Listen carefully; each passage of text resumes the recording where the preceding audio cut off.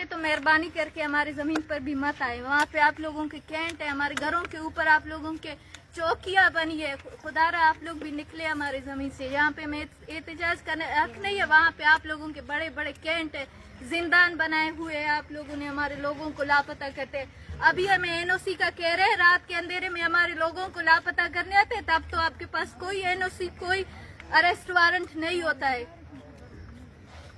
तो मेहरबानी करके हमारी जमीन पर भी मत आए। वहाँ पे आप लोगों के कैंट है, हमारे घरों के ऊपर आप लोगों के चौकियाँ बनी है। खुदारा आप लोग भी निकले हमारी जमीन से। यहाँ पे हमें एहतजाज करने हक नहीं है। वहाँ पे आप लोगों के बड़े बड़े कैंट है, जिंदान बनाए हुए है। आप लोगों ने हमारे लोगों को लापता करते, अभी हमें एनओसी का कह रहे हैं। रात के अंधेरे में हमारे लोगों को लापता करने आते, तब तो आपके पास कोई एनओसी, कोई अरेस्ट वारंट नहीं होता है।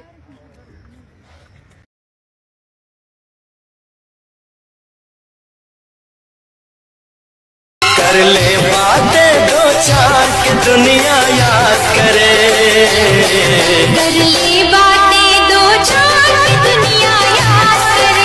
कि तकरीबन 10 जून से हमारे वकालतनामे साइन नहीं हो रहे हैं। और नहीं, आप प्लीज़ सर नहीं sir please just give me 2 minutes, नहीं सर, आप मेरी बात ही मुकम्मल नहीं। सर मुझे पता है जो फैसला आ चुका है आप वही सुनाएंगे, लेकिन 2 मिनट मुझे दे दें, मैं अपनी बात कह दूँ। तो 10 जून से वकालतनामे साइन नहीं हो रहे। आपको पता है हम मुख्तलिफ केसेस में हमारे ऊपर FIR है, सिर्फ एक केस में नहीं है, पूरे बलूचिस्तान में, जैसे एक डेरा मुराद में है, गुलजार में है, कराची में, उन सब के लिए वकालतनामा ज़रूरी है, ये आपको पता है।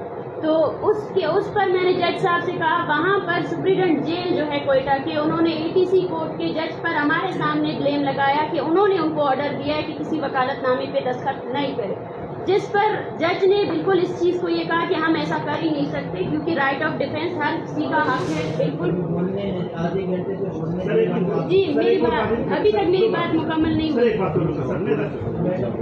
एक मिनट। तो उसके बाद 10 दिन से हम रिमांड में हैं। सबसे पहली बात, हमने 24 घंटे भूख हड़ताल किए क्योंकि हमें हमारे ड्यू राइट्स नहीं मिले। पिछले वाले जज ने जो रिमांड दी थी उस वक्त उन्होंने ये कहा था कि आपको सारे ड्यू राइट्स मिलेंगे। यहाँ पे एक डिसेबल शख्स है, उसको वो ड्यू राइट्स नहीं मिले, हमें किस हालत में रखा गया। जज के ऑर्डर्स के बावजूद मुझे मेरे फैमिली से नहीं मिलवाया गया, मैं अपनी लीगल टीम से अभी तक नहीं मिली हूँ कि उनको क्या, उनके और हमारे दरमियान कोई बातचीत नहीं हुई है। और दूसरी सबसे बड़ी बात यह है कि इन 10 दिनों के दौरान कोई वकालतनामा हमसे दस्तखत नहीं करवाया गया।